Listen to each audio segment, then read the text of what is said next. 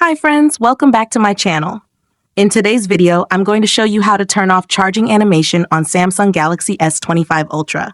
If you're new here, don't forget to subscribe and give this video a thumbs up. Now, let's dive in. Step 1. First, unlock your phone and open Settings application. This is where you can find various customization options for your device, including display settings, animations, and accessibility features. Step 2.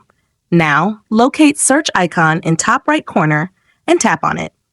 The search feature makes it much easier to find specific options without having to scroll through multiple menus manually. Step 3. In search bar, type Reduce Animation and wait for search results to appear.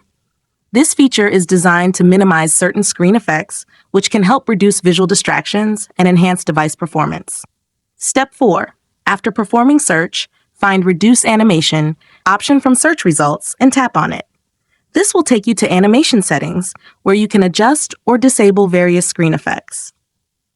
Step 5. For last and most important step, tap Reduce Animation option.